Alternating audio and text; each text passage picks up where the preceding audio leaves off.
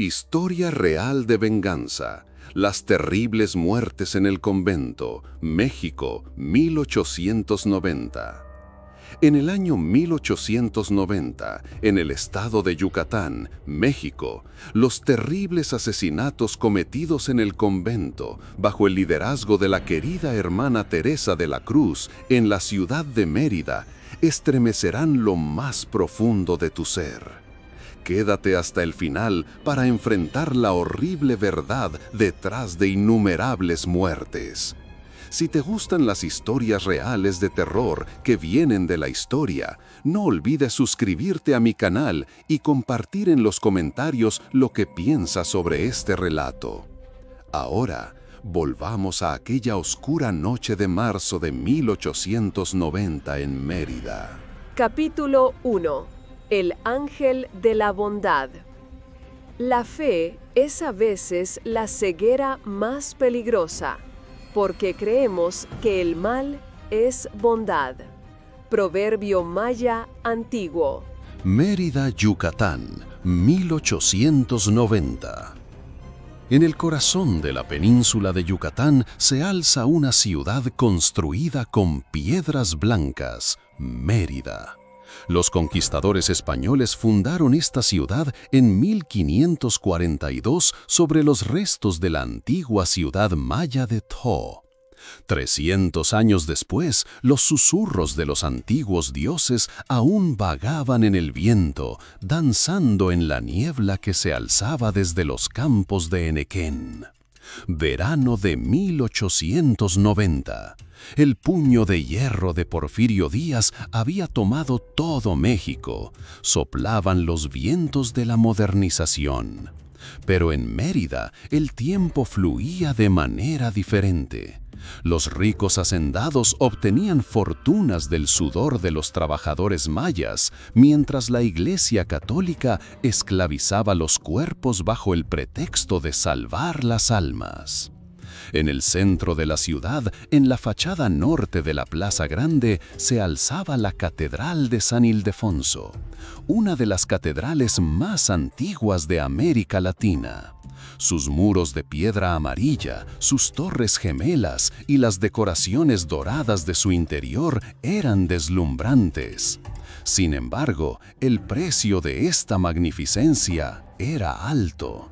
Las piedras de la catedral habían sido tomadas de los templos mayas destruidos. Al este de la catedral había una estructura más modesta, el Convento de la Misericordia. Con sus muros encalados de blanco, sus arcos de azules y un pequeño patio en el centro, este convento era un rayo de esperanza para los pobres de la ciudad. Porque allí vivía alguien a quien todos veían como una santa, Hermana Teresa de la Cruz. El mundo de Teresa. Teresa, de 37 años, era la figura más querida de Mérida. Se levantaba antes de que cantara el gallo, terminaba sus oraciones antes de que sonaran las campanas de la catedral y partía hacia los barrios pobres cuando salía el sol. Del diario de Teresa. 3 de marzo de 1890. Esta mañana fui otra vez al barrio de Santiago. La epidemia de cólera continúa. La pequeña María se recuperó, gracias a Dios. Su madre me besó las manos llorando. Estas personas son tan felices con tan poco. Ojalá pudiera hacer más. En el convento vivían 50 niños huérfanos. La mayoría eran mayas, algunos mestizos, todos personas olvidadas por la sociedad.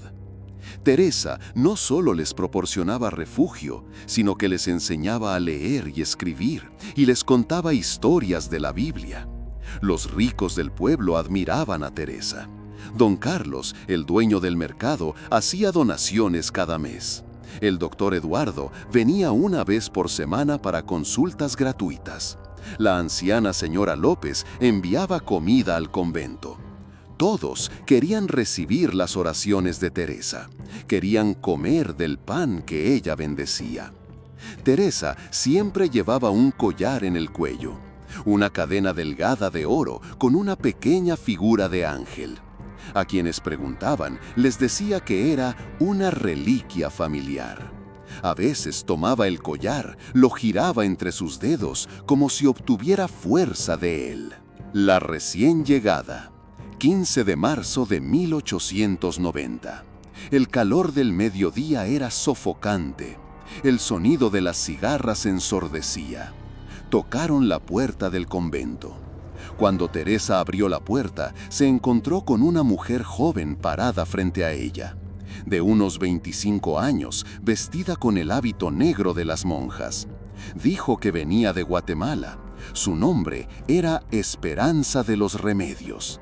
Teresa escribió en su diario, 15 de marzo de 1890. Dios escuchó mis oraciones. Envió una nueva ayudante, una joven monja llamada Esperanza. Vino de Guatemala.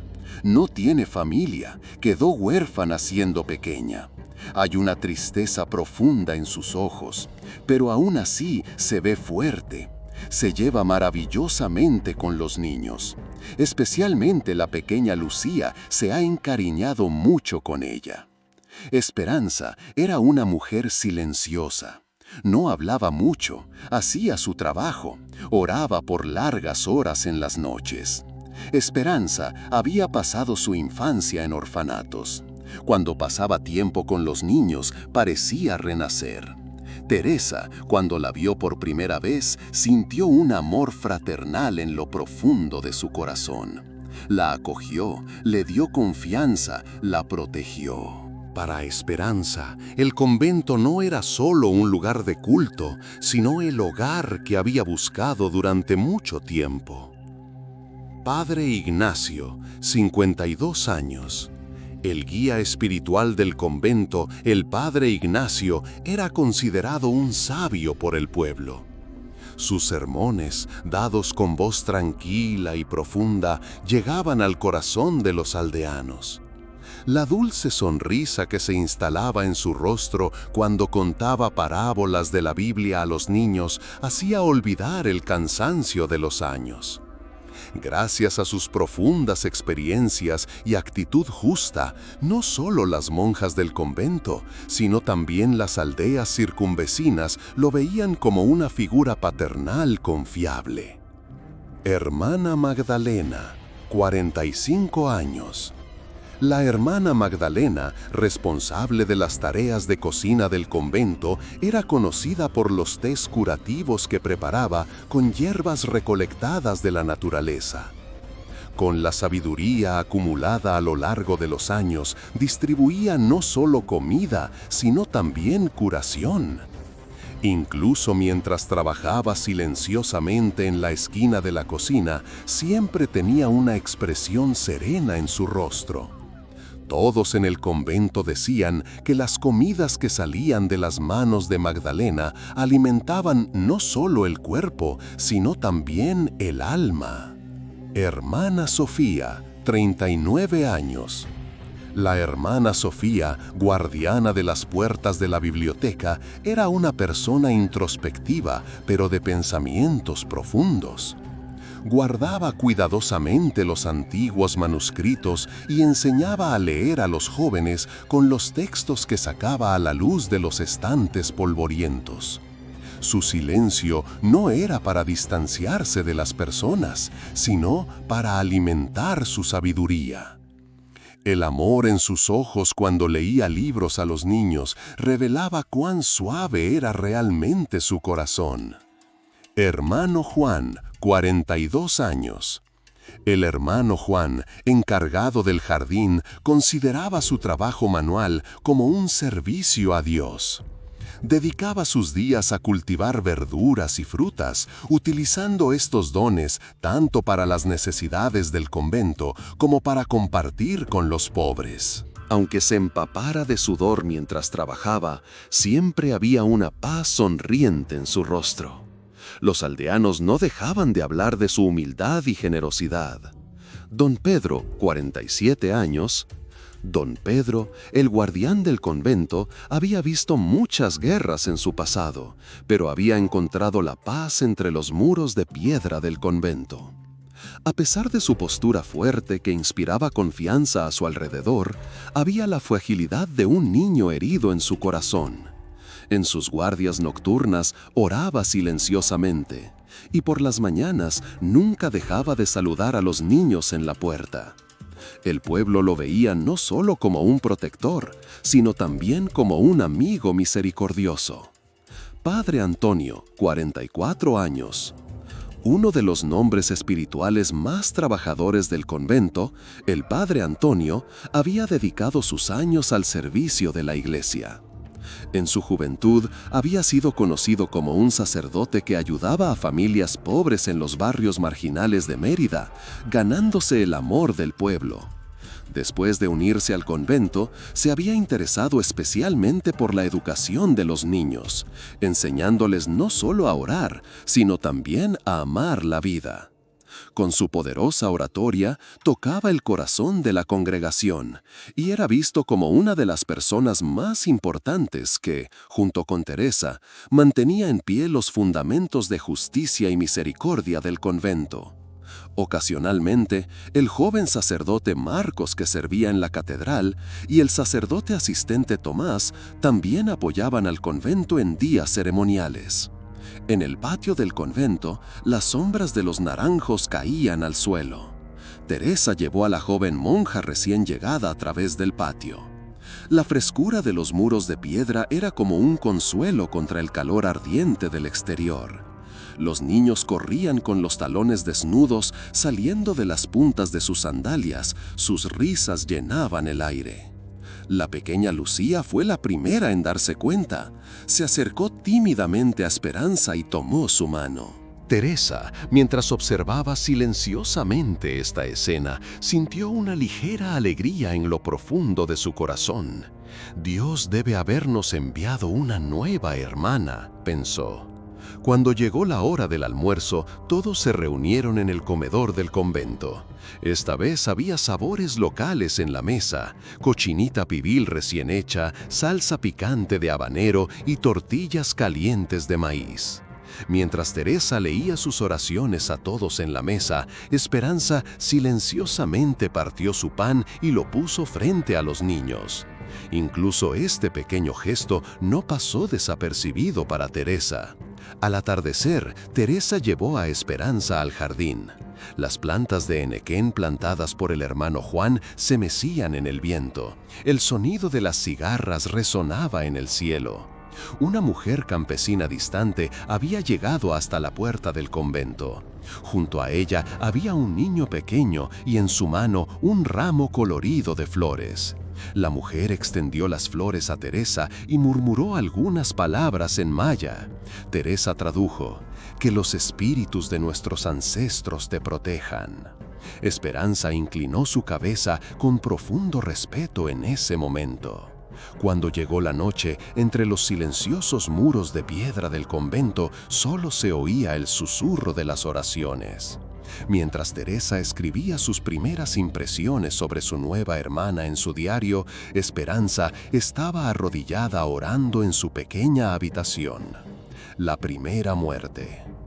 Habían pasado meses. Todos en el convento hacían sus tareas en paz. A fines de julio, un evento terrible destruyó la tranquilidad del convento.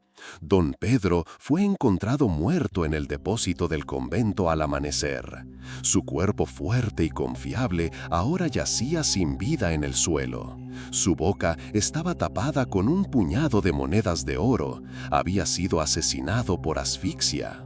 En el suelo no se podía estar seguro si era sangre o pintura seca. Había símbolos extraños, círculos y líneas formando un diseño.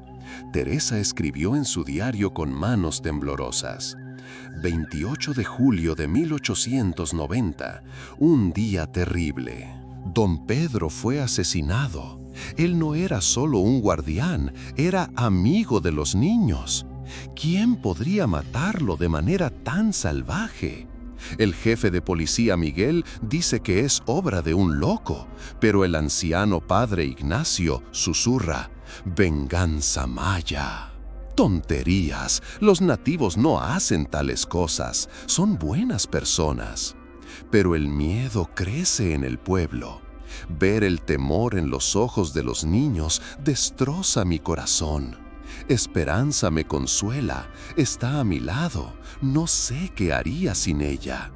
En el funeral se reunió todo el pueblo. Había silencio bajo los velos negros de tul. Mientras Teresa leía oraciones entre lágrimas, Esperanza permanecía como una sombra silenciosa justo detrás de su hombro. Su presencia parecía dar fuerza a Teresa para mantenerse en pie. Sin embargo, había miedo en los rostros del pueblo, y en sus susurros circulaba una sola palabra: maldición. Teresa cerró su diario y dejó sus manos temblorosas en su regazo. Sus ojos aún estaban llenos de lágrimas. En ese momento, la puerta se entreabrió suavemente y Esperanza entró. Tenía una pequeña vela en la mano. La luz temblorosa de la llama danzaba en los muros de piedra de la habitación. «Hermana Teresa, no está durmiendo». «Teresa, ¿cómo puedo dormir, Esperanza? Don Pedro era un héroe a los ojos de los niños. Ahora no hay nadie en nuestra puerta. ¿Quién nos protegerá a todos?» Esperanza se sienta lentamente a su lado. «Dios nos protegerá. Y yo estoy aquí. Usted no está sola». Teresa dirige su mirada hacia ella, susurra: «A veces pierdo mi fuerza.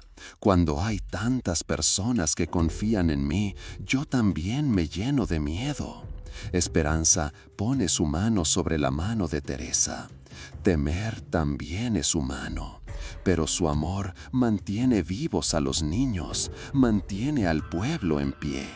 Esto es más valioso que el oro. Don Pedro también lo sabía. Teresa sonríe mientras las lágrimas corren. «A tu lado, mi corazón late más fuerte. Tal vez Dios te envió a mí para esto». Solo se oía el crepitar de la vela y el eco de las campanas que sonaban afuera. Teresa no retiró su mano de la de Esperanza. En ese momento, el vínculo entre ellas hablaba de mucho más que las palabras: hermandad, confianza y una sociedad silenciosa de destino. El miedo crece. En el calor sofocante de agosto, la segunda muerte resonó entre los muros de piedra del convento. Esta vez la víctima fue la hermana Magdalena, conocida por los aromas de pan que se alzaban de la cocina. Por la mañana fue encontrada inmóvil en el horno del convento. Su boca estaba llena de sangre, su lengua había sido cortada cruelmente. Había marcas profundas de látigo en su espalda, como si alguien la hubiera castigado en las ceremonias sacrificiales de los tiempos antiguos. En la pared de la cocina había palabras escritas con sangre. En maya, aunque nadie podía traducir completamente, dos palabras resaltaban: Hunab-Ku, el único Dios del universo, el principio y el fin en la creencia maya. Cuando el pueblo vio esta escritura, gritó. Algunos cayeron de rodillas, otros huyeron de la puerta del convento. Diario de Teresa, 15 de agosto de 1890. Magdalena también murió, pobre mujer. Sí, era dura, a veces cruel con los nativos, pero no merecía morir de esta manera. El silencio en su boca, las marcas de látigo en su espalda, me oprime el pecho. En el pueblo todos susurran con miedo, la maldición de los antiguos dioses. ¿Es esto una maldición o el horror de un ser humano? Me digo a mí misma que es una tontería, no hay más Dios que Dios. Pero debo admitir, yo también tengo miedo. Estas palabras sangrientas escritas en las paredes se clavan en mi corazón como un puñal. Las observaciones de Miguel. El jefe de policía, Miguel, reunió a toda la comunidad en el patio de piedra del convento. Los niños fueron apartados a un lado. Las monjas se alinearon. Teresa y el padre Ignacio tomaron sus lugares. Su rostro estaba serio. Trató de mantener su voz lo más fría posible. En la primera muerte, la boca de don Pedro fue llenada de oro. En la segunda, la lengua de Magdalena fue cortada. Esto no es un asesinato ordinario. Esto es una señal. Se hizo silencio. Miguel mostró las notas que había dibujado en su pergamino. El perpetrador está silenciando a sus víctimas. Oro en la boca simboliza el silencio con dinero. Cortar la lengua prohíbe hablar. Estos no son elegidos al azar. Esta es una forma de castigo.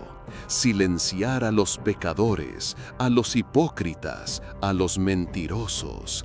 El perpetrador puede creerse el juez de Dios. El rostro del padre Antonio se tensó. La hermana Sofía bajó los ojos al suelo. Teresa respiró profundamente. Miguel continuó. Y lo peor, quien conoce este ritual también conoce el lenguaje y los símbolos de la iglesia. Tal vez alguien que parece religioso. Tal vez alguien que conoce este lugar de cerca. Se extendieron susurros inquietos entre la multitud. La pregunta, ¿alguien de nosotros?, se escapó de los labios. Teresa levantó rápidamente las manos. No se acusará a nadie. El convento es la casa de la inocencia. Sin embargo, el tono tembloroso en la voz de Teresa no pudo ocultar que la sospecha ya había caído en las mentes. Medidas tomadas. Esa noche se establecieron nuevas reglas. Las puertas se cerrarían con doble llave. Las llaves solo las tendrían Teresa y el padre Ignacio. Los niños se reunirían en un solo patio. Se prohibiría que salieran de los dormitorios por las noches. El acceso a áreas cerradas como cocina, biblioteca y depósito sería solo durante las horas diurnas. Cada entrada sería registrada. Miguel pasaría la noche en el convento, dirigiría personalmente las guardias. Pero por más que se endurecieran las medidas, más aumentaron los susurros. Cuando las monjas se miraban entre sí, había la misma pregunta en sus ojos. ¿Y si realmente es uno de nosotros? Teresa escribió estas líneas en su diario. El pueblo habla de maldición maya, Miguel de un fanático religioso. Ambos me asustan, pero el pensamiento que más me aterroriza es este. Si hay una traición en el corazón de nuestro convento, ¿en quién confiaremos? Antes de las campanas, sospecha. En la noche, las huellas de la lluvia aún brillaban en las piedras del patio.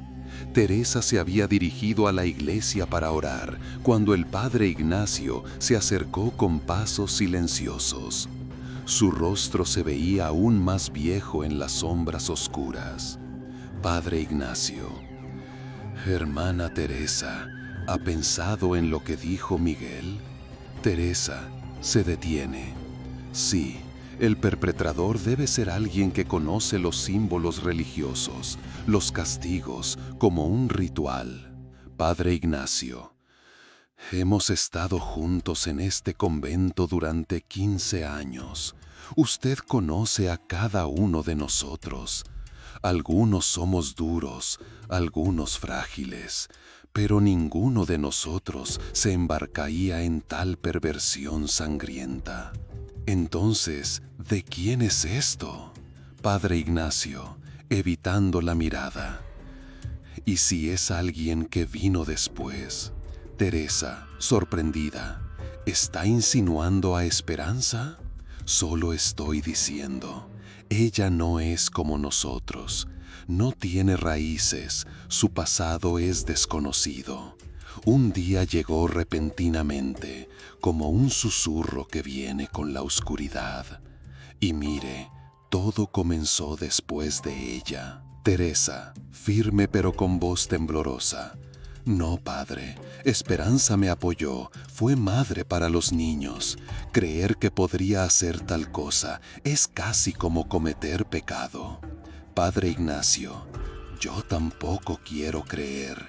Pero si Miguel tiene razón, el perpetrador es alguien que conoce los símbolos sagrados.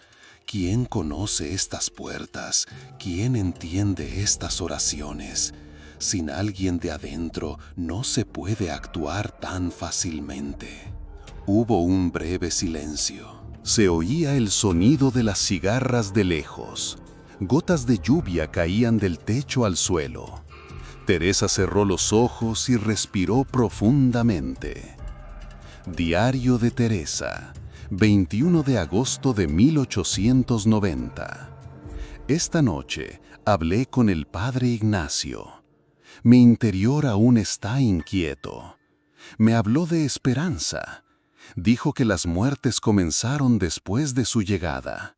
Mi corazón no quiere creer esto. Esperanza es como mi hermana. Hace de madre para los niños, ora por las noches. Verla como culpable es casi imposible. Pero las observaciones de Miguel, las sospechas del padre, me corroen por dentro. ¿Y si realmente es alguien de adentro? ¿Y si la oscuridad oculta detrás de estos muros de piedra está en nuestros más cercanos? La tercera muerte. La mañana del 28 de agosto, un grito agudo de la torre de las campanas despertó a todo el convento. Cuando encontraron al hermano Juan, la escena era tan horrible que nadie se atrevió a acercarse. Su cuerpo fuerte estaba bajo la sombra de las campanas como encadenado al suelo de piedra. Había sido castrado y había muerto por pérdida de sangre. Una agonía se había congelado en su rostro. Coágulos de sangre se habían formado en las comisuras de sus labios. Su cuerpo había sido estilado en forma de cruz con las cuerdas de las campanas. En la campana había otra vez una palabra escrita en maya: Akin, el dios del sol. Esta palabra escrita con sangre seca parecía brillar con el sol matutino, como si el perpetrador hubiera querido convertir el sonido sagrado de las campanas en un ritual oscuro. Teresa se arrodilló, se cubrió el rostro con las manos. El silencio que resonaba en los muros de piedra del convento era como un momento en que incluso las campanas se callaron de vergüenza. Los niños lloraban de miedo, las monjas se abrazaban entre sí. Miguel tomaba notas con la mirada entrecerrada, examinando la torre. Diario de Teresa, 28 de agosto de 1890. La muerte de Juan. No puedo ni escribir. Muy horrible. Castrado, su sangre corrió sobre las piedras de la torre de las campanas. Dios mío, ¿qué clase de salvajismo es este? Esto no puede ser obra de un humano. Tal vez realmente estamos malditos. Tal vez los dioses mayas están enojados. No, este pensamiento es pecado. Solo hay un Dios. Pero ¿por qué nos castiga así? La misión de Miguel. Miguel tenía apenas 30 años. Había sido asignado a Mérida un año antes. Había ganado la confianza del pueblo en poco tiempo con sus actitudes disciplinadas pero justas. A pesar de su joven edad, había líneas profundas en su rostro. El calor de Yucatán y la violencia que había visto lo hacían parecer mayor de lo que era. La tercera muerte, es decir, la horrible muerte del hermano Juan, también había forzado la paciencia de Miguel. El pueblo ya estaba en pánico y los muros del convento parecían construidos con miedo. Esa noche todos los restantes se reunieron en el patio del convento. Teresa, Esperanza, la hermana Sofía, el padre Ignacio, el padre Antonio y los rostros asustados de los niños. Del Torre de las Campanas aún se extendía olor a sangre. El sonido de las cigarras cortaba el silencio. Miguel comenzó a hablar con voz severa. 3 muertes, todas con señales rituales. El perpetrador está muy cerca de nosotros, o es uno de nosotros. No podemos negar esto. El padre Ignacio se adelantó con tensión. Su rostro estaba rojo, sus manos temblaban. Padre Ignacio, tengo que decir esto ahora. Hemos estado juntos aquí durante 15 años. Usted conoce a cada uno de nosotros, Miguel. Solo hay una persona cuyo pasado es desconocido, que se unió repentinamente a nosotros. Esperanza. Los ojos de Esperanza se agrandaron, sus labios temblaron. Solo pudo decir, no. Teresa, Padre Ignacio, no puede hacer tal acusación contra ella. Esperanza es inocente. Mire a los niños, encuentran paz en sus brazos. Pero Miguel, con su actitud calmada y oficial, asintió con la cabeza. Miguel, hermana Teresa, no tengo pruebas, pero la sospecha crece. La posibilidad de que sea alguien de adentro no puede ignorarse. Para la seguridad de este pueblo, necesito interrogarla. 2 soldados se adelantaron. Las lágrimas corrían de los ojos de Esperanza. Sus rodillas se debilitaron. Esperanza. Dios es mi testigo, yo no lo hice. Teresa, por favor, créeme. Teresa se adelantó, tomó los brazos de Esperanza. No pueden llevársela. Miguel, esta joven es inocente. Lo sé en mi interior. Es mi deber protegerla. Los ojos de Miguel dudaron por un breve momento en los ojos de Teresa, pero luego endureció su rostro. Miguel, la única manera de encontrar la verdad es esta hermana. Si es inocente, saldrá a la luz. Mientras los soldados arrastraban a Esperanza, el grito de Teresa resonó en los muros de piedra. ¡Dios no perdonará esto! Capítulo 2. Esperanza en la oscuridad. La inocencia no es el escudo más fuerte. A veces es la carga más pesada. Proverbio de Yucatán. Los primeros días de septiembre llegaron a Mérida con las lluvias otoñales que llegaron temprano. La humedad que se filtraba por los muros de piedra del convento hacía más pesado el aire interior. Teresa no había dormido durante 3 días. Cada noche iba a la capilla, oraba durante horas sobre sus rodillas. El arresto de Esperanza había trastornado todo su equilibrio. Los niños preguntaban constantemente, ¿dónde está hermana Esperanza? ¿Cuándo vendrá? Las respuestas de Teresa se volvían cada vez más vagas. La pequeña Lucía lloraba, se negaba a comer. Las otras monjas susurraban. El padre Ignacio caminaba como si hubiera ganado una victoria. La mañana del 4 de septiembre, al amanecer, Miguel finalmente vino. La lluvia golpeaba su rostro, su uniforme estaba empapado. Teresa lo recibió en la puerta del convento. Las primeras palabras de Miguel fueron cortas y directas. Inocente. Teresa sintió que sus rodillas se debilitaban. Si no se hubiera apoyado en la pared, se habría colapsado en el suelo. Miguel continuó. Su voz estaba cansada, sus ojos hundidos. Durante 3 días habían interrogado a Esperanza. Habían examinado cada hora, cada movimiento. La hora exacta de la muerte de don Pedro no estaba clara. Se confirmó que esa noche había contado cuentos a los niños, pero la ventana de tiempo era amplia. Durante el intervalo de tiempo en que murió Magdalena, había estado velando junto a la cama de la pequeña María enferma. La noche que mataron a Juan, se confirmó que había estado un tiempo con Teresa en la capilla, pero las horas de su vida a la torre no se podían determinar exactamente. Además, dijo Miguel, había un ligero asombro en su voz. No conoce el idioma maya, ni siquiera puede leer las escrituras en las paredes. Creció en un orfanato en Guatemala, no aprendió ningún idioma excepto español y latín. El regreso de Esperanza. Al mediodía, Esperanza fue traída al convento. Cuando bajó del carruaje, Teresa casi no pudo reconocerla. En 3 días parecía haber envejecido 10 años.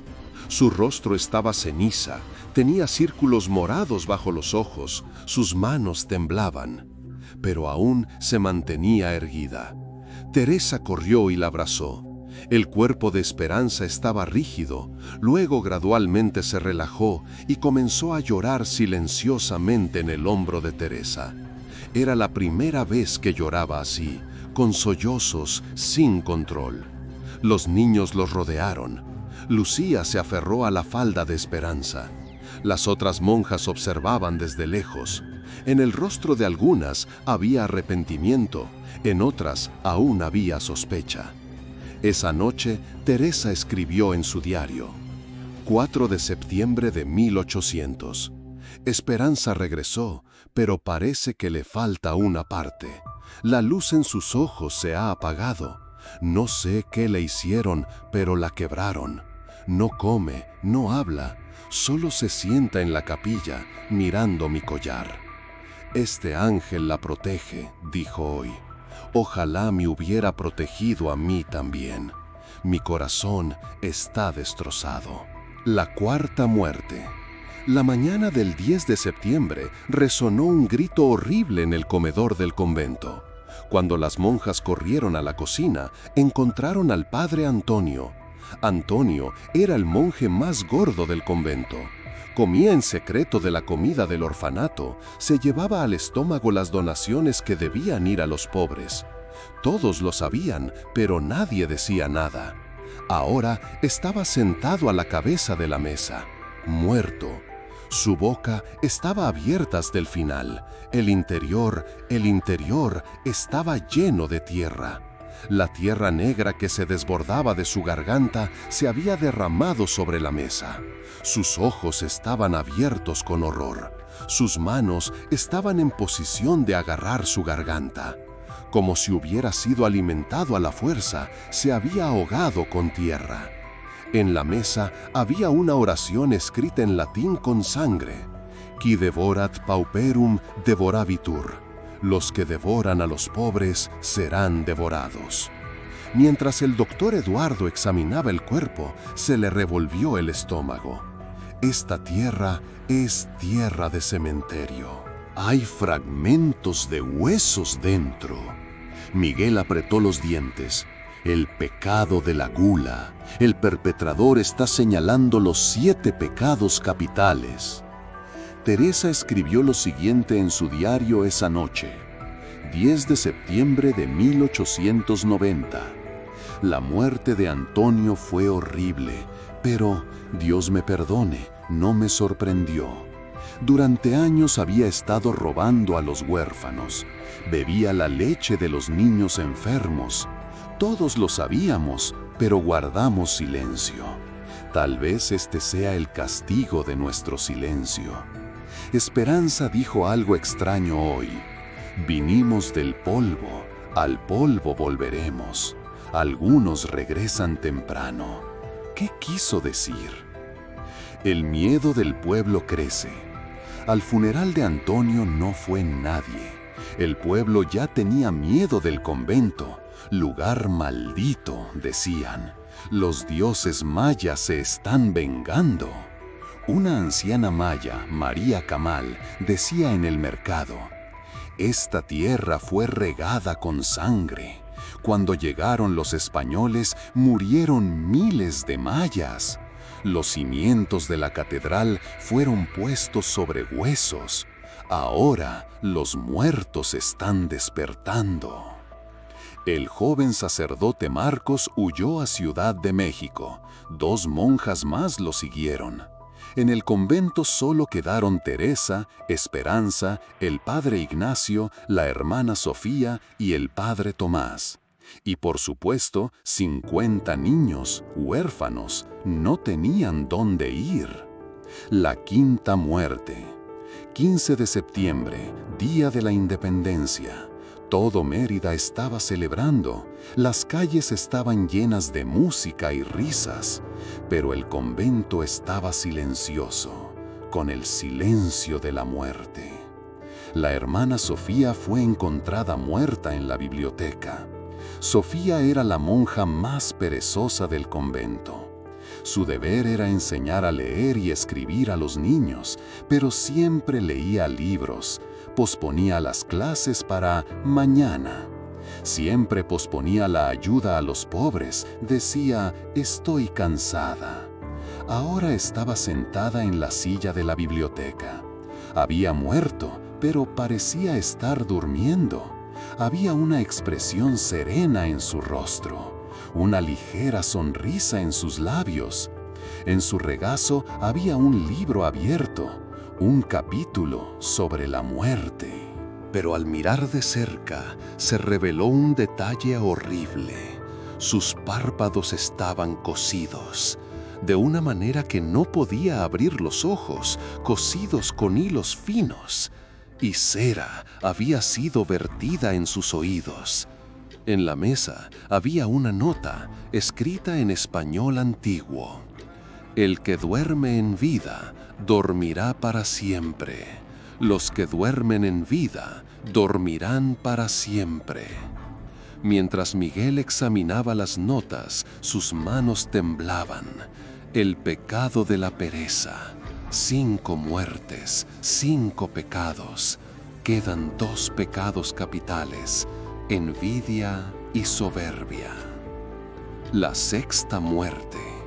17 de septiembre, domingo. La catedral estaba abarrotada. A pesar de las muertes o debido a las muertes, todos habían venido, con la esperanza de protegerse en la casa de Dios. Teresa había estado ocupada desde la mañana con los preparativos de la comunión. Había traído el vino de la bodega especial, lo había vaciado en copas de plata. Esperanza estaba a su lado, cortando el pan. El padre Ignacio dirigía la ceremonia. El anciano sacerdote había servido en el convento durante 15 años. Siempre había observado silenciosamente el ascenso de Teresa.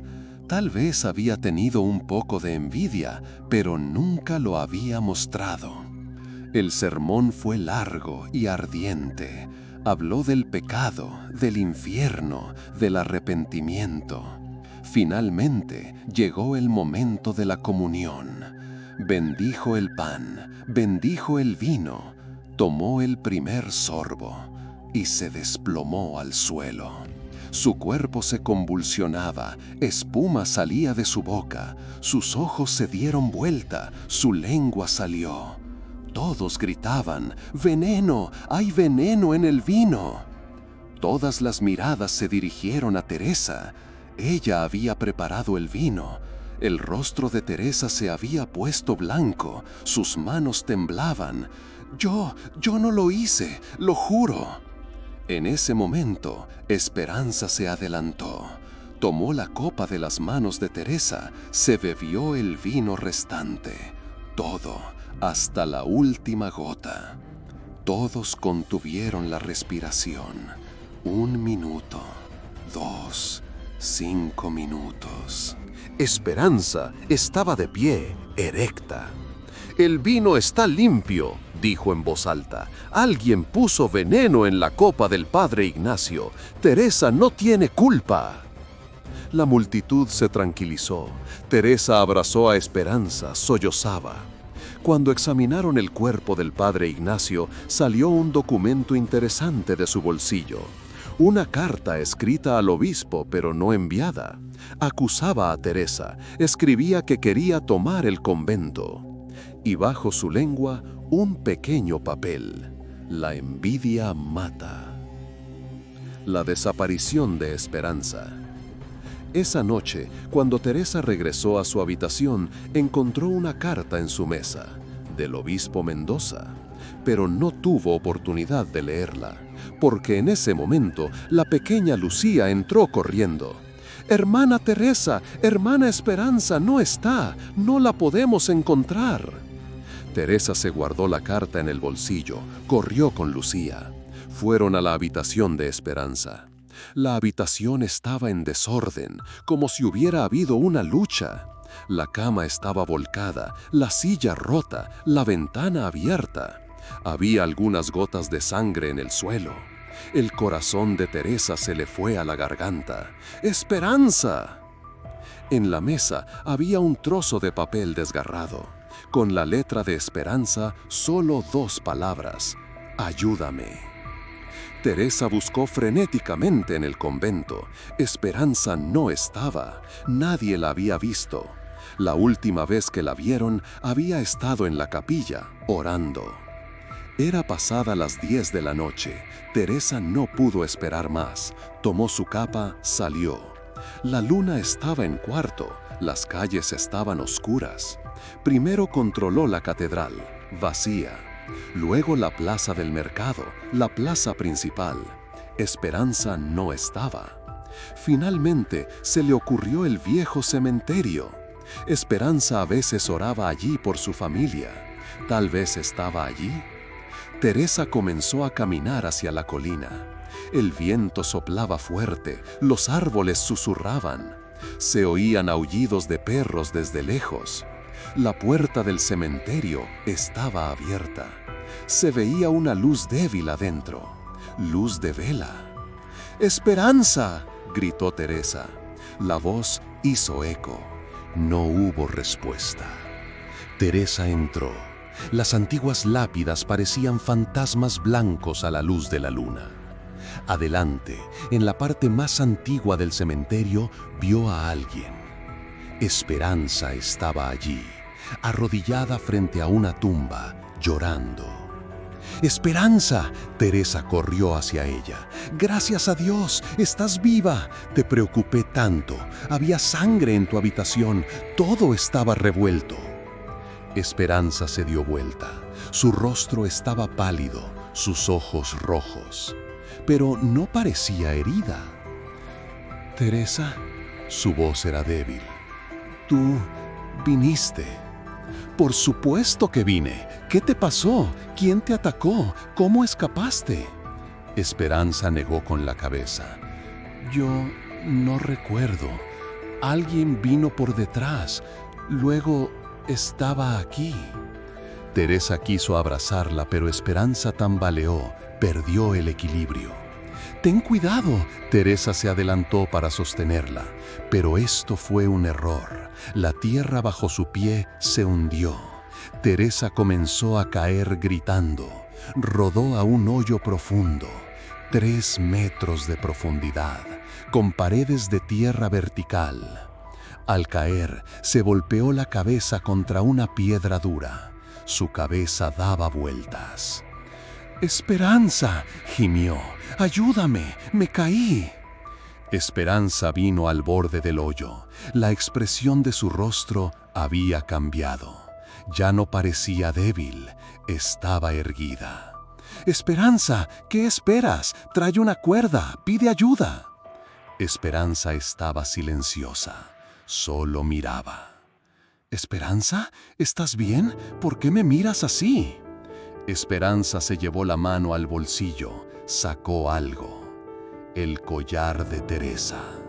«¡Mi collar! ¡Oh, lo encontraste! Tenía tanto miedo de que se rompiera al caer». Esperanza balanceó el collar en el aire. La figura del ángel brilló a la luz de la luna. «Hermoso collar», dijo. Su voz era diferente, fría.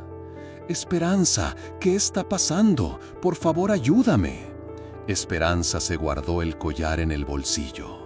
Esperanza, ¿qué estás haciendo? ¿Te entró el demonio? Esta no eres tú. Esperanza sacó otra cosa, una antorcha. La encendió. Los ojos de Teresa se agrandaron.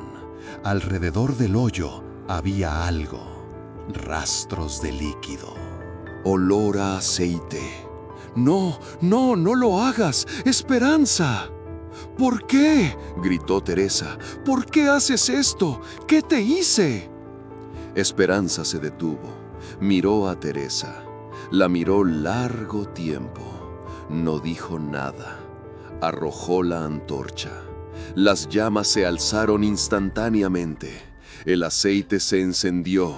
Teresa gritaba desesperadamente: ¡Esperanza! ¡Por el amor de Dios! ¿Por qué? Esperanza no respondió, solo observó. No había expresión en su rostro, ni arrepentimiento, ni triunfo. Nada. Los gritos de Teresa gradualmente se debilitaron. Luego, silencio. Esperanza se dio vuelta, desapareció en la oscuridad. Solo quedó un hoyo en llamas y el silencio de la noche. Capítulo 3. Los 7 pecados.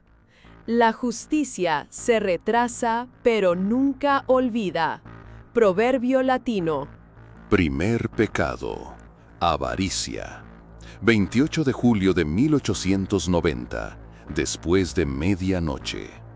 El depósito del convento olía a harina pesada y granos secos. En los estantes, las bolsas estaban apiladas una sobre otra. Pero la atención de don Pedro no estaba en las bolsas, sino en el pequeño cofre frente a él. A la luz temblorosa de la vela, llenaba sus manos con monedas de oro y las contaba una y otra vez. «Si tomo un poco, ¿qué puede pasar?», murmuró. «Ellos no se darán cuenta. Incluso Dios puede hacer la vista gorda». El crujido de la puerta lo sobresaltó. Cuando levantó la cabeza, vio a Esperanza en la puerta. Estaba en camisón, tenía un pequeño recipiente como una jarra en la mano. «Esperanza», dijo Pedro con una sonrisa forzada, «a esta hora, ¿qué haces aquí?». Esperanza no respondió en absoluto. Se acercó lentamente, puso la jarra sobre la mesa. Se extendió un olor punzante, un líquido hecho de hierbas narcóticas, similar a las mezclas curativas del convento. Pedro se secó la frente, se había sentido incómodo. «¿Por qué me miras así? Yo solo estaba controlando los depósitos». Esperanza no tenía una sola expresión en su rostro. Silenciosamente sumergió el paño en la botella. Luego, repentinamente, lo presionó contra la boca de Pedro. Pedro era fuerte, pero con la sorpresa y el efecto del alcohol, su reflejo fue lento. Mientras se volcaba hacia atrás con la silla, Esperanza presionó con todo su peso. Luchó por unos segundos, luego se convulsionó. Sus ojos se cerraron, desmayándose. Hubo un breve momento de silencio, solo el sonido crepitante de la vela. Esperanza tomó la bolsa de oro de la mesa, metió parte en la boca de Pedro. Mientras el cuerpo trataba de tragar, el reflejo se ahogó y los ojos se quedaron completamente inmóviles. Al amanecer, cuando abrieron la puerta del depósito, el cuerpo de don Pedro estaba inmóvil. Su boca estaba tapada con oro. El olor punzante de la jarra volcada aún colgaba en el aire. Segundo pecado: soberbia. 15 de agosto de 1890. Amanecer. La cocina, incluso en las primeras luces del amanecer, olía a masa de pan pesada y humo de leña. La hermana Magdalena, con las mangas arremangadas, se había lanzado sobre la artesa de piedra para masa.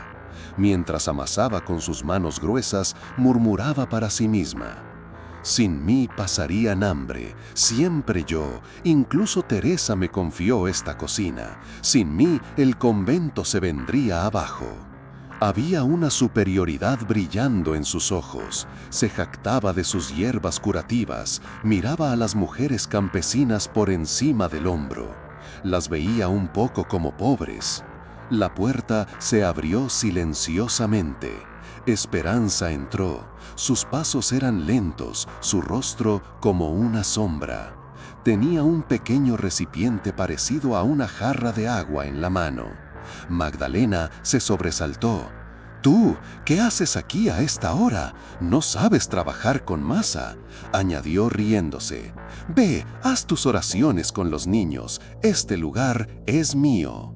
Esperanza no respondió. Silenciosamente se acercó a la mesa, puso la jarra. De su interior se alzó un olor como menta, pero más punzante, quemante. Magdalena arrugó la nariz.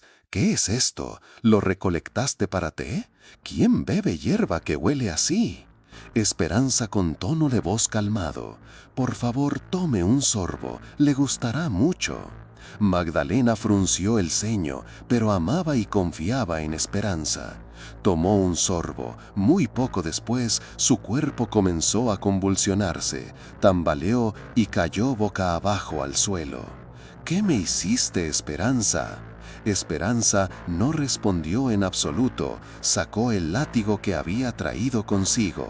Sin parar, con toda su fuerza, azotaba la espalda de Magdalena. Magdalena no podía moverse, había tenido parálisis. De su boca salieron apenas unas palabras. «Dios mío, por favor, ayúdame». «Dios no está aquí», dijo Esperanza. Después de que el pulso de Magdalena se apagara, Esperanza, con sangre fría, le cortó la lengua. Por la mañana, el cuerpo de la hermana Magdalena fue encontrado. Su boca estaba llena de sangre, su lengua había sido cortada.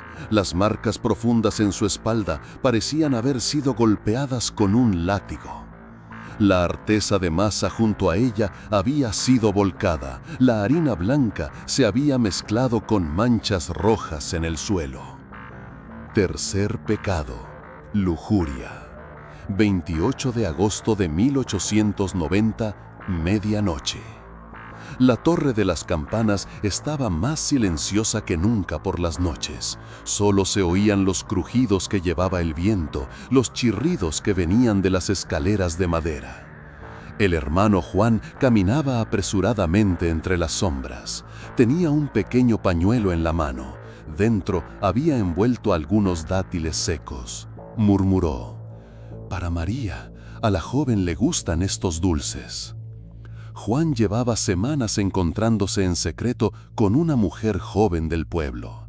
Esta aventura, que no era compatible con su voto de celibato, le daba más emoción que vergüenza. Llegó al inicio de la escalera, miró a su alrededor. «María», susurró. Una silueta salió de la oscuridad. Tenía un chal fino echado sobre los hombros. A la luz de la luna parecía la postura de una mujer. El rostro de Juan se iluminó de alegría. «Finalmente viniste». Dio un paso, abrió los brazos, pero en ese momento la sombra se acercó de repente. El chal fino cayó al suelo. Debajo estaba Esperanza. Tenía una pequeña aguja brillando en la mano. La sonrisa de Juan se congeló. «¿Tú?». Antes de que terminara la oración, la aguja se clavó en su cuello. Su cuerpo se convulsionó, un grito a medias salió de su garganta. Quiso levantar las manos, pero sus músculos se aflojaron, sus rodillas se doblaron. Esperanza se inclinó, su rostro no tenía expresión.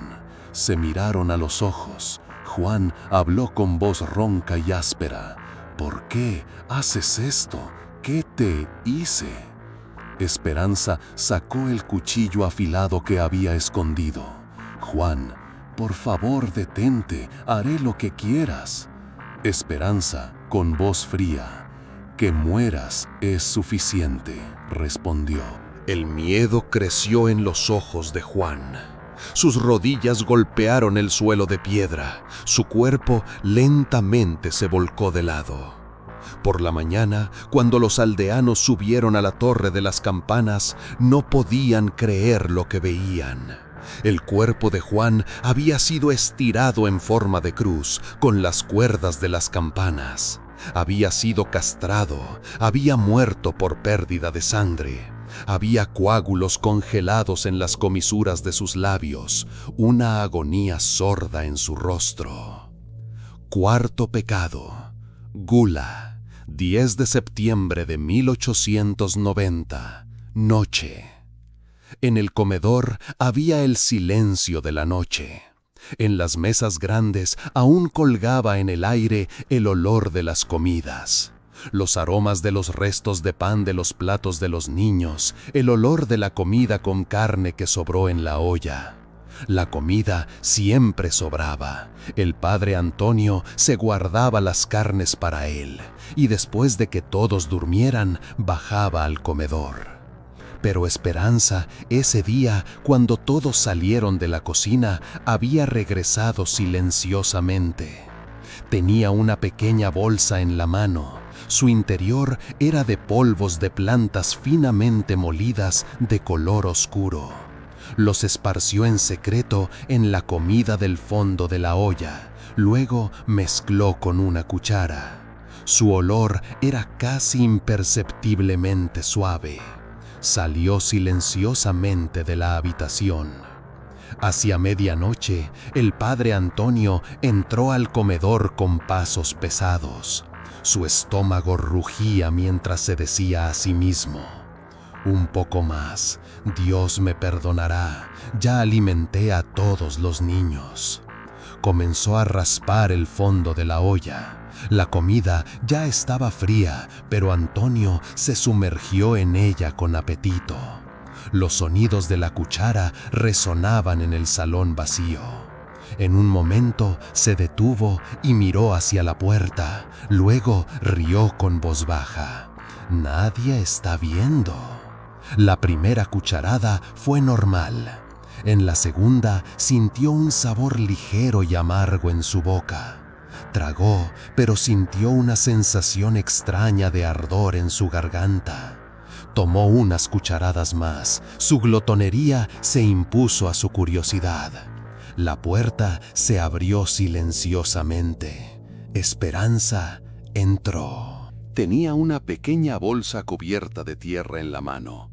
Sus pasos eran silenciosos, sus ojos opacos. Antonio se sobresaltó, pero luego sonrió. «Ah, eras tú, me asustaste. ¿Qué haces aquí a medianoche? ¿Tienes hambre?» Esperanza no respondió. Se acercó a la mesa y dejó la bolsa frente a él. De su interior se derramó un montón parecido a tierra negra. La sonrisa del rostro de Antonio se congeló. «¿Qué es esto?», dijo. Esperanza no reaccionó en absoluto. Lentamente tomó una cuchara de madera, mezcló la tierra. De su interior aparecieron pedazos blanquecinos, como fragmentos de huesos secos. «¿Terminaste tu comida, Antonio?», dijo. Segundos después comenzó un dolor punzante en el estómago de Antonio. Su respiración se acortó, sus ojos se oscurecieron. Trató de levantarse de la silla, pero sus piernas temblaron, se desplomó sobre la mesa. Después de que Antonio muriera, Esperanza llenó su boca con la tierra que había traído consigo. Por la mañana, cuando las monjas que entraron al comedor se encontraron con la terrible escena. El cuerpo de Antonio estaba inmóvil a la cabeza de la mesa. Su boca estaba llena de tierra y lodo, sus ojos estaban abiertos con un horror opaco. A su lado, la olla vacía aún permanecía. Quinto pecado, pereza. 15 de septiembre de 1890, noche. La biblioteca estaba tenue, las velas ya habían sido apagadas. Solo la luz de la luna que se filtraba por la ventana creaba líneas grises entre los estantes. El silencio era pesado, pero el murmullo de la hermana Sofía rompía ese silencio. Sentada en su silla, dormitaba con un libro grueso abierto frente a ella. Sus dedos se deslizaban entre las líneas, de sus labios caían medias sílabas. Los niños a quienes debía dar clase ya estaban durmiendo. Sofía, como siempre, había dejado el trabajo para mañana. Susurró para sí misma: mañana les haré practicar lectura y escritura. Hoy estoy muy cansada. Mientras Sofía dormitaba, la luz de la luna se movió frente a la puerta. Esperanza había entrado. Tenía una pequeña botella en la mano. Dentro había un líquido incoloro, casi invisible. Silenciosamente se acercó a la mesa, dejó caer unas gotas en la copa de agua que estaba junto a Sofía. Luego se retiró como una sombra. Minutos después, Sofía se aclaró la garganta. Medio dormida, tomó la copa en su mano. Bebió un sorbo, se frotó los ojos. Trató de leer unas líneas más, pero las letras se volvieron borrosas. De sus labios salió una oración a medias. «Dios mío, ¿qué me está pasando?». Quiso levantarse, su silla se volcó hacia atrás. Tuvo dificultad para mantenerse de pie, se agarró de la pared. Sus ojos se agrandaron, su respiración se aceleró. Esperanza salió de las sombras, se acercó silenciosamente con rostro inexpresivo. Sofía gimió con miedo por un momento, notó la botella en la mano de Esperanza. «¿Qué me hiciste? Yo nunca, no te hice nada. ¿Qué quieres?». Esperanza, bajando su voz como hielo, susurró: «Que te calles para siempre». Las piernas de Sofía se doblaron como si se hubieran soltado, se desplomó al suelo. El veneno había paralizado su cuerpo. Su conciencia estaba clara, pero no podía moverse.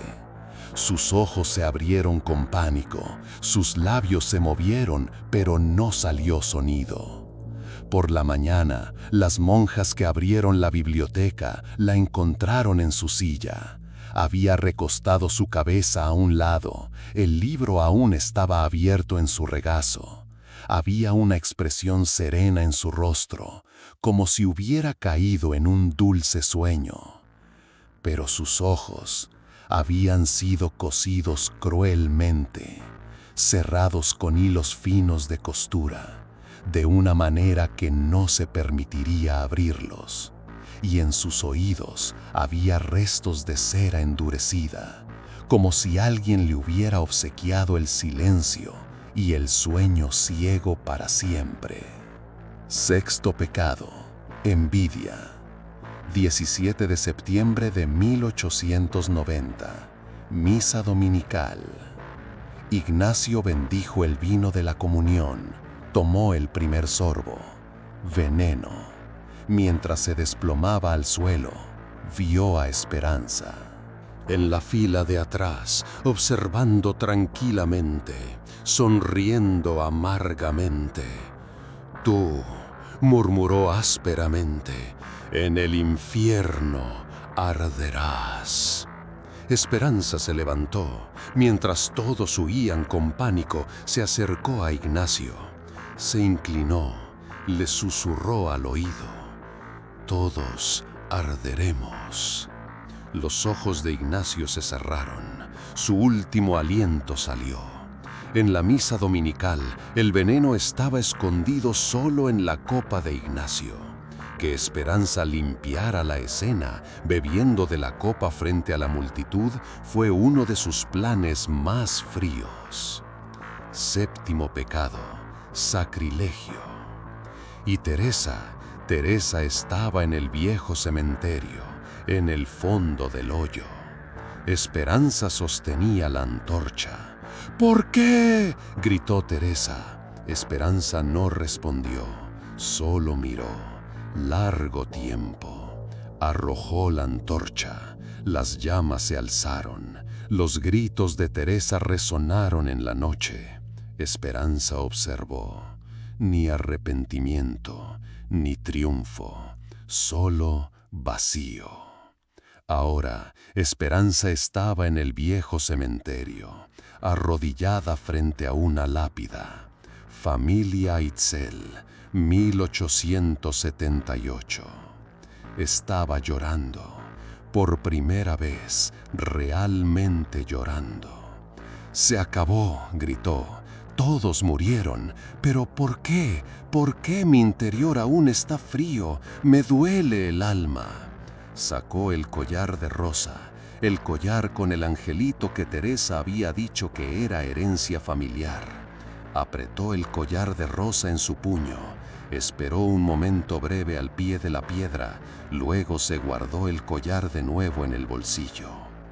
«Ahora puedes encontrar paz, Rosa, hermana mía. Ahora puedes dormir en paz». El viento sopló, las hojas susurraron. No hubo respuesta. Esperanza se levantó, miró por última vez a la tumba. «Yo también iré a tu lado algún día». Desapareció en la oscuridad. La mañana del 18 de septiembre, el sol se alzó sobre Mérida como un manto rojizo. La columna de humo que se alzaba del viejo cementerio se había dispersado. Quedaba el olor a carne quemada y aceite. Miguel y sus hombres se reunieron alrededor del hoyo. En el fondo, un cadáver irreconocible, carbonizado. Pero la cruz de oro derretida pertenecía a Teresa. «Teresa», dijo Miguel silenciosamente. Esperanza no estaba. Ningún rastro, ninguna señal, como si nunca hubiera existido. Miguel, al alejarse del cementerio, examinó la habitación de Esperanza. Entre las pertenencias de Esperanza encontró un pequeño cuaderno de notas. En el margen había una oración latina temblorosa: «Angelus mentitur». Después fue a dar su informe al obispo Mendoza. 7 muertes, 7 pecados, esperanza desaparecida. Mendoza temblaba. Esto es obra del diablo. «Tal vez», dijo Miguel, «o de un ser humano». «¿Cuál es la diferencia? ¿Qué más que un demonio podría hacerle estas cosas a una santa como Teresa?» Miguel miró por la ventana. «No lo sé, Excelencia, realmente no lo sé». Mendoza se arrodilló, comenzó a orar. Cuando Miguel salía, se detuvo.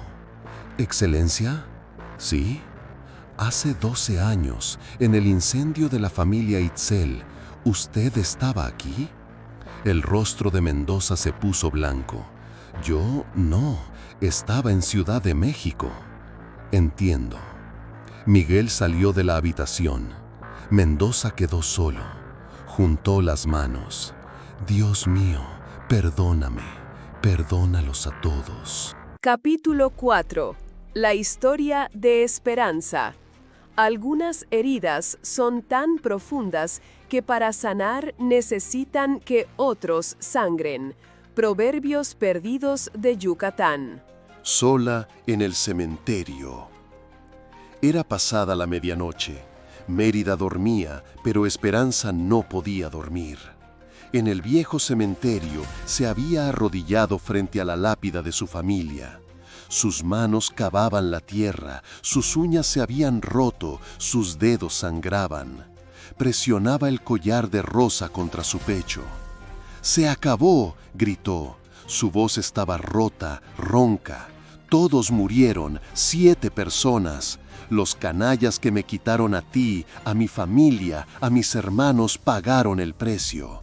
Pero tú aún no estás, Rosa. Tú aún no has regresado». El collar estaba frío.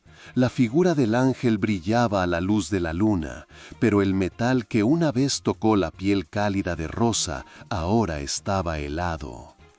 12 años, se dijo a sí misma. Durante 12 años imaginé este momento. La justicia tomaría su lugar, la venganza sería tomada. Pero ahora Se levantó, sus rodillas temblaban, los gritos de Teresa aún estaban en sus oídos. Esa última mirada, shock, traición, miedo, mezclado en esa mirada, no se iba de frente a sus ojos. Teresa me amó, murmuró, realmente me amó, y yo la quemé, tal como ella los quemó a ustedes. El viento sopló, los árboles susurraron. Esperanza deseó que esto fuera una señal, una voz de su familia, una aprobación. Pero solo había silencio. Tal vez yo también sea un monstruo ahora, dijo. Tal vez la venganza me convirtió en como ellos. Cuando la línea entre el amor y el pecado se dibuja con sangre, solo quedan cenizas. Nada le importaba ya, solo quería encontrar paz.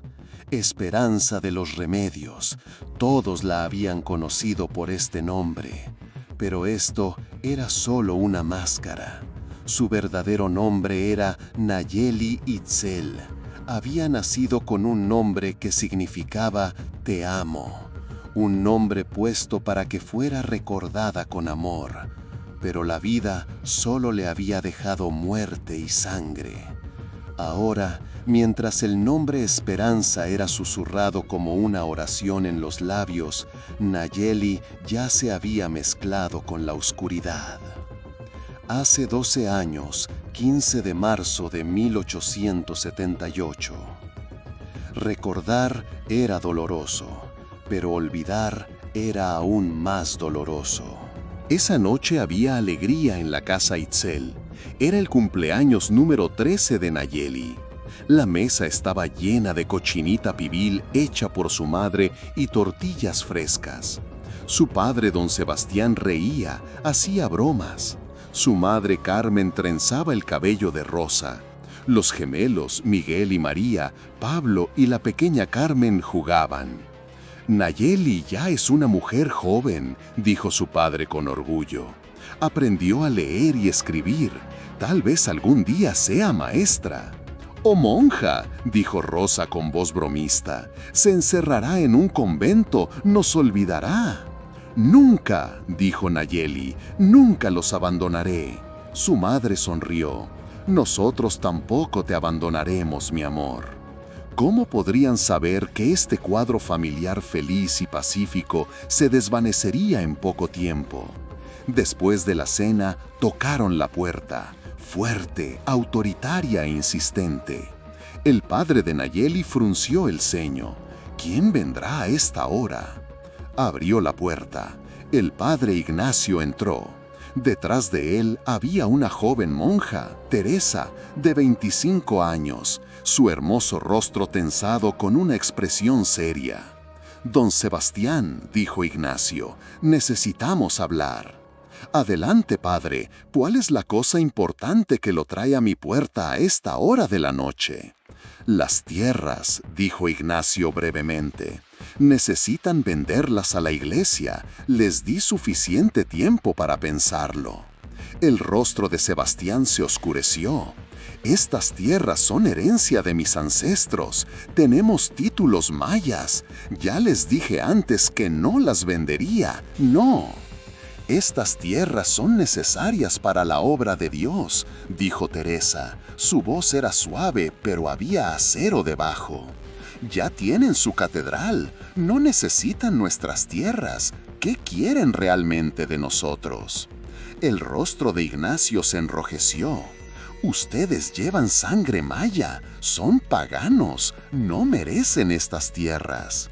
«¡Qué atrevimiento! ¿Venir a mi casa y acusarnos de qué? Somos católicos», dijo Sebastián con ira. «Todos los domingos estamos en la iglesia. Ustedes también son testigos». «Mentira», dijo Teresa. Sus ojos eran llamas. «Sabemos que hacen rituales secretos. Oran a los dioses mayas». «¡Tonterías!». Ignacio caminó hacia la puerta. «Última oportunidad, don Sebastián. O venden las tierras o...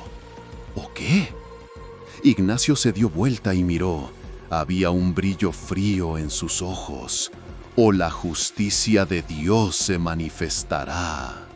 «La raíz del pecado debe cortarse», dijo Teresa, como murmurando una oración, «por la salvación de las almas». Después de la acalorada discusión salieron de la casa. Don Sebastián comenzó a preocuparse por su familia, pero trataba de no mostrarlo. En ese momento, Nayeli había presenciado toda la discusión desde la habitación contigua. Excepto ella, todos los niños estaban durmiendo. La noche siguiente, a medianoche, Nayeli no podía dormir. La mirada de Ignacio, la voz de Teresa, algo iba a pasar, algo malo, lo sentía. Su pequeño corazón se preocupaba por sus hermanos. A la hora en que todos dormían, miró por la ventana. Figuras se movían en la oscuridad, vio antorchas, saltó de la cama con miedo, quería despertar a su padre. En el momento que salió de la habitación, la puerta de la casa se rompió. Con el ruido todos en la casa despertaron, los niños lloraban. «¿Qué está pasando?», gritó don Sebastián. Don Pedro entró. Detrás de él, Magdalena, Juan, Antonio, Sofía, Ignacio y Teresa. Detrás de ellos también habían traído a algunos ignorantes incitados. «Familia Itzel», dijo Teresa. Su voz era oficial, dura. «Están acusados de hacer brujería maya. El castigo es la muerte». «¡Esto es locura!», gritó la madre de Nayeli. Teresa negó con la cabeza. Pedro agarró a Sebastián, Juan agarró a los gemelos, Antonio agarró a Miguel y María. Teresa había agarrado a Rosa. «¡No toquen a los niños!», gritó Carmen. Los niños eran pequeños, no podían escapar. El mayor era Nayeli con 13 años. Solo ella pudo escapar. Después de atar rápidamente a los niños, Antonio corrió detrás de Nayeli. Toda la familia fue atada de manos y pies y puesta de rodillas lado a lado. Los niños lloraban, su madre suplicaba. El padre don Sebastián se dirigió al padre.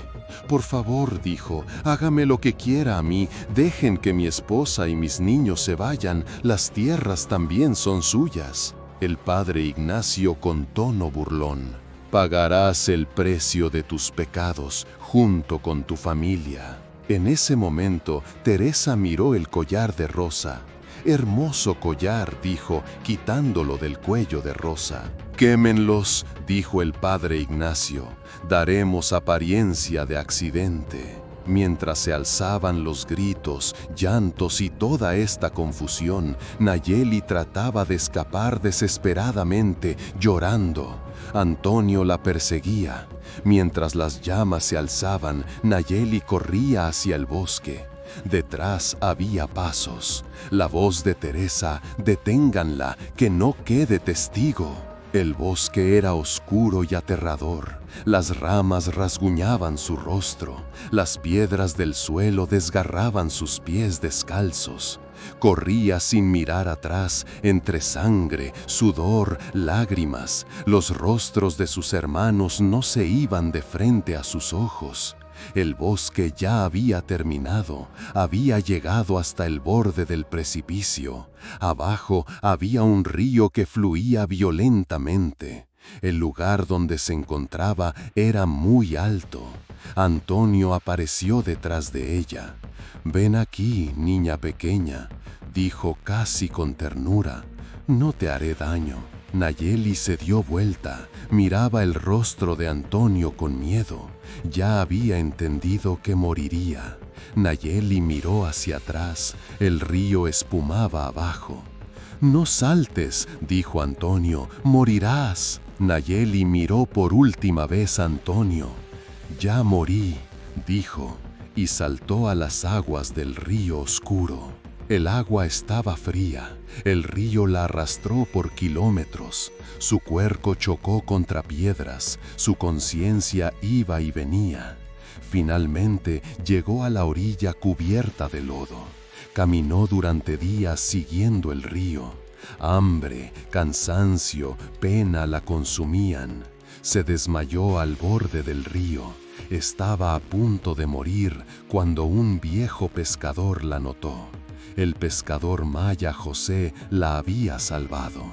Cuando Nayeli despertó días después, estaba en una cabaña. José la había llevado a la comunidad maya en el bosque. Allí la anciana chamana María Camal sanó sus heridas con ungüentos hechos de plantas. Cada noche vio a su familia en sueños. Cada mañana hizo juramento de venganza. Nunca olvidó los rostros de las 7 personas que habían venido a su casa. Después de que María Camal se enterara de lo que le había pasado a Nayeli, le enseñó esta regla para que pudiera tomar su venganza. Nunca uses veneno que no hayas probado. Elige el inodoro. Aplica el que no deja rastro. Algunas plantas solo se abren con calor, otras solo conservan su efecto en frío.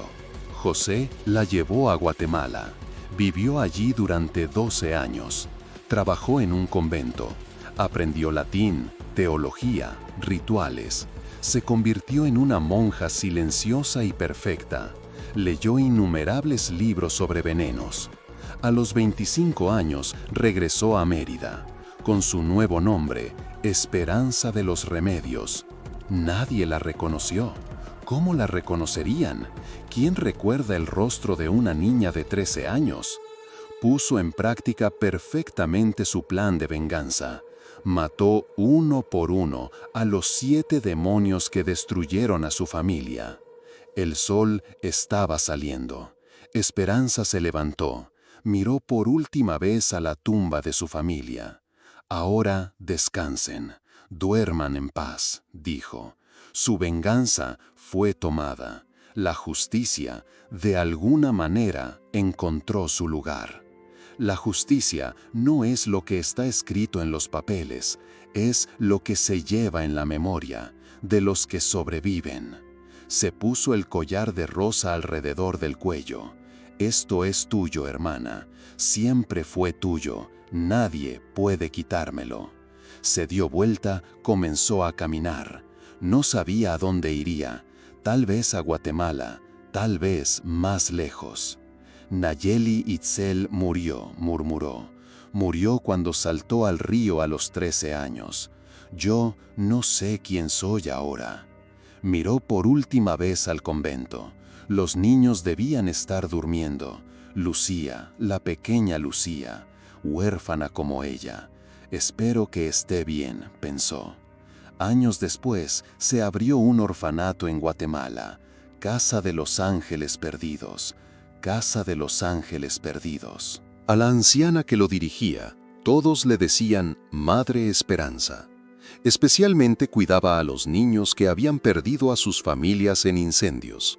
Por las noches, a veces la oían llorar.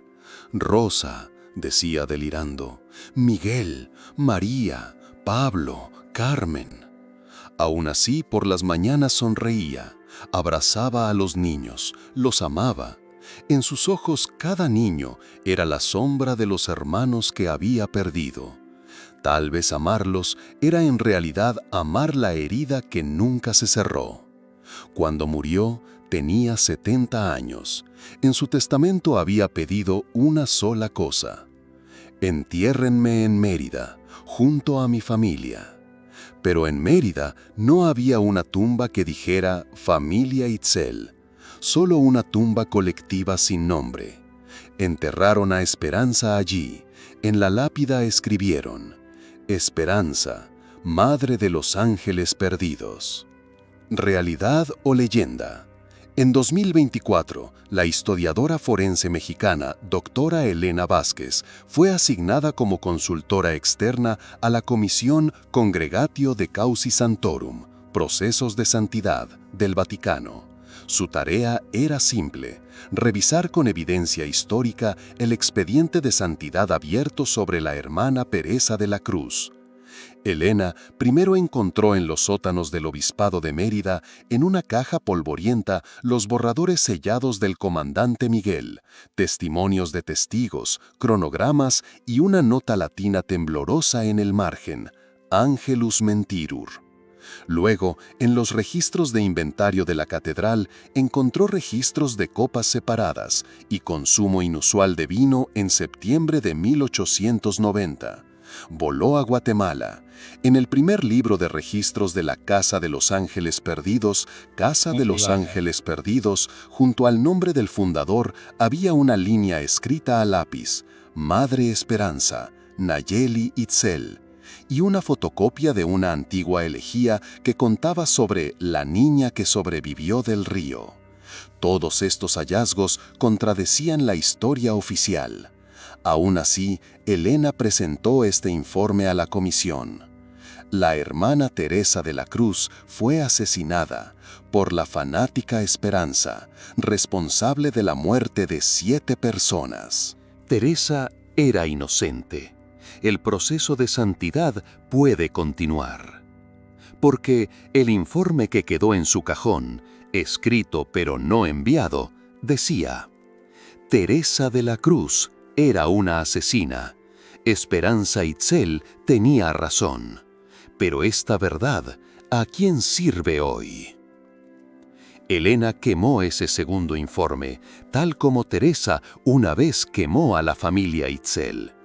Mientras las llamas se apagaban con un crepitar suave, susurró: Si escribo, cae una santa. Si me callo, la verdad.